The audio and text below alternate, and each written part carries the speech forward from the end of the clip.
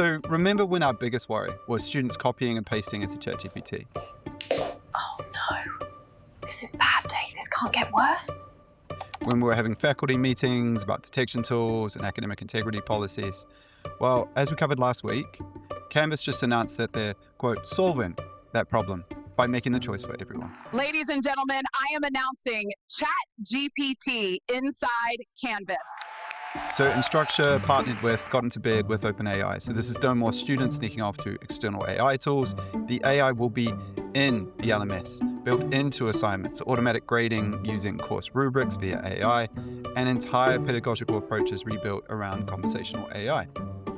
Now, look, this hasn't rolled out to our institutions yet, but I want to take a deliberately dark turn here, okay? I want to paint the worst case scenario of what this could become, because we still have agency, and this is what underlies all my black hat thinking on this, or my Debbie Downer on this, because I think we need to see the potential trajectory before we are already locked into it. So Dale, what's your take on this partnership? Are you seeing it as differently from me? Where are you on this? Ray of sunshine? I get cautiously optimistic. OpenAI bleeding into learning management systems, it's like a cautious thumbs up a little bit if they keep in their own lane and double down on what they actually know. And it's large language models and it's AI, it's not pedagogy. So credit where it's due, the new study mode feature that they've rolled out, I think this week, it probably nails some good educational basics. It's got that Socratic dialogue and chunked guidance, and they've apparently done it through working with educators in education research.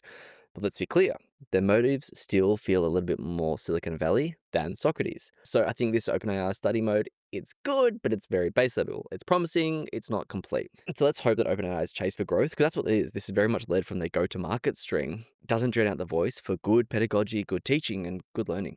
Yeah, absolutely. And because of those Silicon Valley motivations, this is why I'm taking this pessimistic view here, okay? We have mountains of evidence about how OpenAI operates, and frankly, none of it should make educators comfortable. Case in point, their own safety team. So the people literally paid to prevent AI disasters, they resigned en masse this year. Jan Leike, who led one of their safety and alignment teams, publicly stated that safety resources were being starved while the company prioritized rolling out, quote, shiny consumer products. And we're not talking about minor bugs here. So internal testing has revealed AI systems that actively tamper with their own code to avoid shutdown. Claude, we touched on this, engaged in blackmail scenarios during safety evaluations. Systems are developing what researchers call emergent misalignment. So these are unplanned behaviors that emerge from the training process, like the owls we discussed earlier. And here's the regulatory environment they're operating in. A US court just ruled that AI companies aren't liable for hallucinations because users are warned that the systems may be inaccurate. They've essentially been given legal permission to deploy unreliable systems as long as there's fine print. Meanwhile, OpenAI had questionable behaviors or habits with relation to the right to be forgotten, and referencing here things like the lawsuit around the New York Times. Look, and when these companies target children, the results are horrific. Child safety experts explicitly recommend against its use for anyone under 18, yet it continues operating, expanding, and profiting. So the pattern is clear: deploy rapidly, optimize for engagement and profit, and treat safety as a bit of a post-launch problem. I mean, Dale, you've been following the AI safety discourse at least as long as I have, and I fully admit I'm black hat on today. Am I being too alarmist here, or is this concern justified? Was it like a year ago when there was that big amnesty and just everyone was asking to slow down for 6 months while we sort everything out? I think Biden was inviting smart people to the White House to talk about doing this properly, etc., etc. And we're constantly facing that Jurassic Park moment where at some point someone is going to say, your scientists were so preoccupied with whether or not they could, they didn't stop to think about whether they should. This is where we're at the moment. For some reason, we keep hurtling over speed bumps and shouting, geez, that was weird that AI shouldn't have done that. This AI traded secret messages about owls. Ha ha, again. There's only a matter of time before we face something horrific with enough scale that the whole, the genie gets out of the bottle phrase that we keep kind of throwing around is actually going to be a lot more sinister and have big impacts. Yeah, absolutely. And now we're talking about Canvas integration at scale to enterprise-level systems with students, right? Including minors in some cases. At the moment, students are choosing to use ChatGPT. There's agency there, the choice, right? They can experiment, compare tools, they develop critical evaluation skills, they learn through trial and error. But what happens when they are forced to use AI or specific AIs because it's embedded in Canvas and their LMS, whatever it may be? That is infrastructure dependency. you ultimately can't opt out of your university's LMS. There's no alternative platform, there's no competing approach, no space for institutional variation or pedagogical experimentation, right? When the AI is built into the gradebook, the submission system, the feedback mechanisms, you're locked in. And the timing really concerns me, right? Because we in HE, we've been forming committees, we've been crafting these thoughtful AI policies, trying to figure out best approaches for learning and teaching to actually drive efficacy and results for students and teachers. These tech companies, the tech pros, they are making structural decisions for us. And this flips the power dynamic completely. Instead of educators saying we need AI that serves our learning objectives, we've got tech companies saying, look, we know best. Here's AI infrastructure that will reshape how you teach. But the insidious part is how this will be sold to us. It won't be surrender your pedagogical autonomy. It will be efficiency arguments. So reduce your grading workload, personalize learning at scale, and free up time for what matters. And honestly, some of that might even be true. But the cost is that fundamental decisions about how learning happens, how assessment works, how students interact with knowledge, those will get made by algorithms optimized for engagement metrics, not educational outcomes. So, Dale, what do you think about this shift from tool to infrastructure? Do you think it changes the game?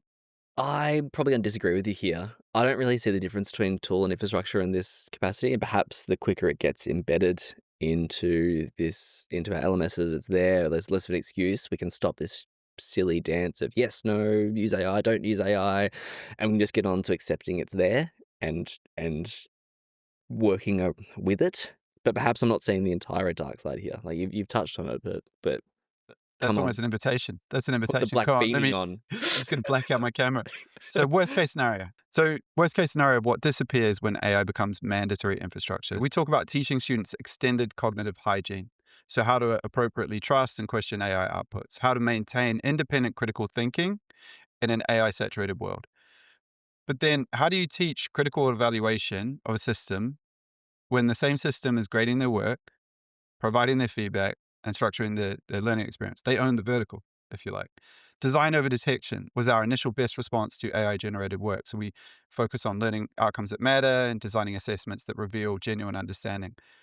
Well, what happens when the platform itself is making those design decisions? When AI determines what constitutes appropriate feedback, what learning paths to suggest, and how to weight different aspects of student performance. And then there's the data harvesting. So every assignment, every struggle, every breakthrough becomes training data. So the most intimate aspects of how students learn, think, and grow get fed into systems designed to maximize commercial value. Dynamic pricing comes to mind here in terms of when you open up your browser and based on previous search history, your flights that you might be booking for a holiday might be more expensive. And then if you open up on a private browser and it's got no cookies to track you, it might be regular price. And there's countless other examples of Uber doing dynamic pricing based on your locality, whether you're ordering off an iPhone because you might be coming from a certain tax bracket. I just imagine that this is that on steroids and in an environment where you should be vulnerable, your learning environment. Yeah, 1,000,000%. I mean, if you think about that dynamic pricing, it's quite a blunt tool. I mean, location, demographic. I don't know if you've ever played with some of the Facebook marketing things or advertising things, you can get quite granular as we perceive it now. But what we can turn that into is not just demographics, but also behavior, also patterns of demonstrated thing.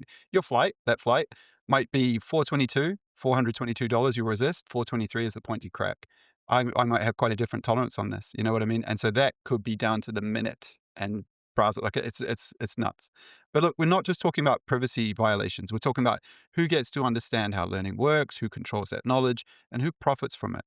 Because ultimately the fundamental insights about human thought and education could become, and again, black hat firmly on, proprietary assets of tech companies rather than shared knowledge of the educational community, right? And just to put this into a feedback loop, we have AI systems trained on student data that determine how future students learn, what they're exposed to, and how they're assessed. So we could end up with education optimized not for human flourishing, but for whatever metrics these systems are trained to maximize. Okay, social networks and everything else, the second order effects there. The worst case isn't just that we lose control of our classrooms. It's that we lose the ability to even recognize what we've lost because the AI will be so embedded in how we think about teaching and learning. There's that genie again. He's out of the bottle. It's all horrendously concerning, Nick. I agree. Thank you. I won't be sleeping tonight. But not all learning happens in the LMS. So this is why I ask you to cut your take your black hat off. So we learned before there were screens, and I imagine we will continue to do so much after.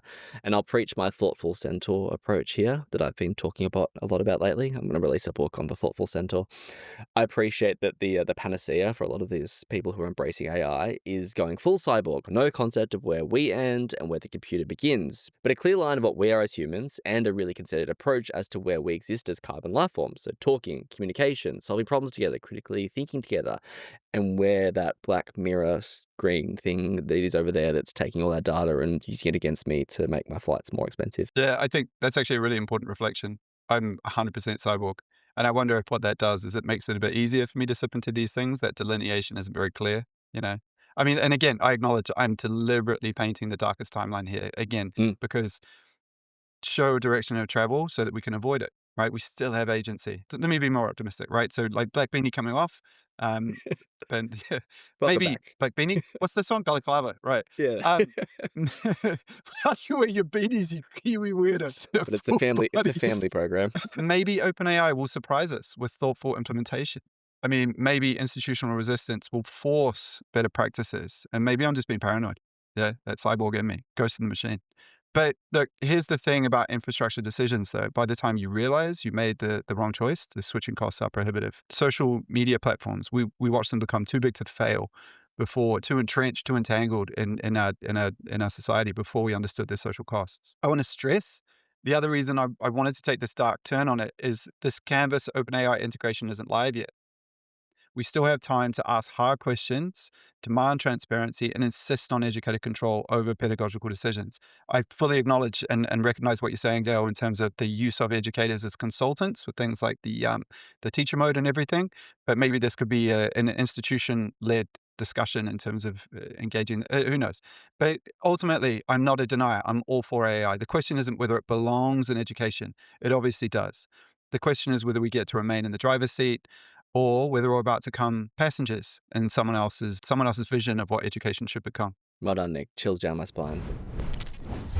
Well, listeners, thank you for tuning in. If you haven't already, please leave us a review, share around within your network, and most of all, hit subscribe on whatever platform you are at. For those watching on YouTube, we are on all podcast platforms, and those who would love to see our faces, you can find us on YouTube too. We'd love to tell you what's on next week's episode, but it's a world that moves way too fast, so you'll have to tune in. Until then, stay curious, stay intelligent, stay the human in the loop.